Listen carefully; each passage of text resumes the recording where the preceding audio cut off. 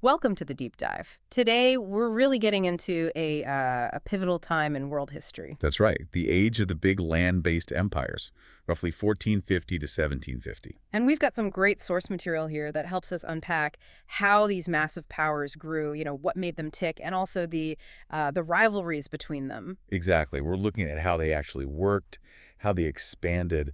The sources really focus on the dynamics of that imperial growth. Yeah, and these aren't small players we're talking about. We're diving into four major ones: the Ottomans, the Safavids, the Mughals, and the Qing dynasty in China. hmm It's crucial stuff to understand this whole era.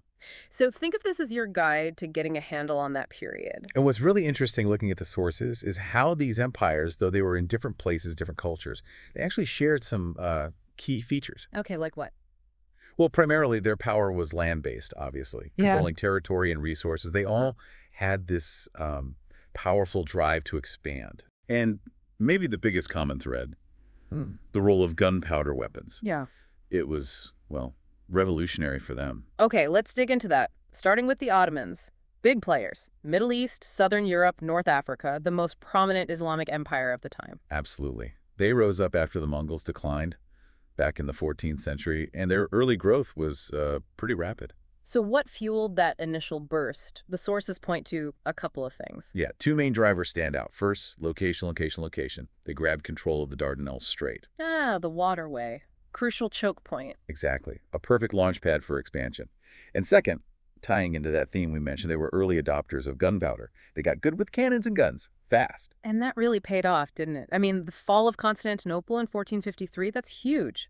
Sultan Mehmed II? Oh, definitely. The accounts are incredible. Yeah. He brought these giant cannons, basically siege engines unlike anything seen before, to breach those famous walls. Walls that had stood for centuries. Imagine the sheer force. Right.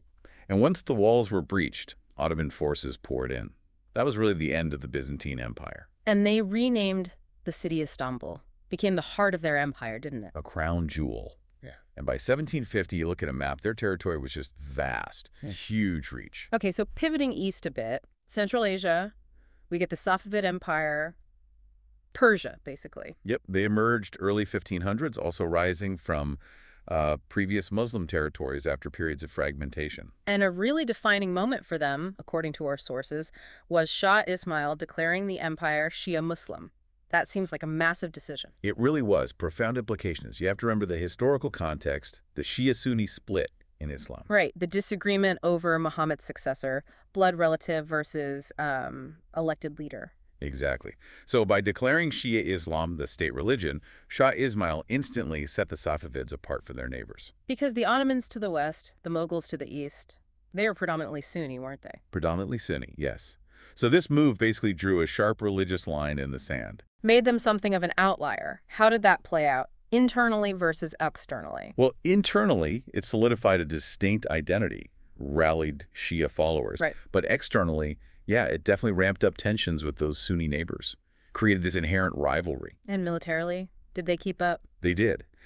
Later on, particularly under Shah Abbas, they seriously modernized their army. And crucially, they adopted gunpowder weapons, too. Ah, there it is again. Gunpowder. It enabled them to project power, expand their own imperial ambitions, hold their own against the Ottomans and others. Okay, let's keep moving east. South Asia, India, the Mughal Empire, founded 16th century by Babur. He replaced the Delhi Sultanate. That's the one. And guess what Babur used effectively? Let me guess. Gunpowder. Cannons and guns. You got it. Key to his initial conquests. But the empire really hit its stride under his grandson, Akbar. Akbar the Great. He's famous for religious tolerance, right? Especially towards the Hindu majority population. That must have been smart politics, not just idealism. Oh, incredibly smart. After centuries of Muslim rule, his approach was quite different. It definitely helped with stability, integrating the diverse population. Reduced friction, probably made administration easier, allowed them to focus on, well, building the empire. Absolutely. And he was a brilliant administrator besides Right. that. Under Akbar, the Mughal Empire became incredibly wealthy, probably the most prosperous empire anywhere in the 16th century. Wow. Okay, so that's three. Let's head to East Asia, China, the Qing dynasty. But we should probably mention the Ming first, who they replaced. Good point. The Ming Dynasty came before. started in the 14th century. They were ethnically Han Chinese, importantly, kicking out the Mongol Yuan dynasty. And they established peace, order, Yeah. also used gunpowder in their military. They did. Gunpowder wasn't exclusive to the others, but by the 1500s, the Ming started running into trouble. Internal issues, external conflicts, they were weakening. Which, as often happens, created an opening. Exactly. An opening for the Manchus, a group from north of China. They weren't Han Chinese. Right, that's a key point, the Manchus. They established the Qing dynasty formally in 1636, and they took advantage of the Ming's fractures. How long did the takeover take? It was a long campaign, about 40 years of conquest to secure the former Ming territories.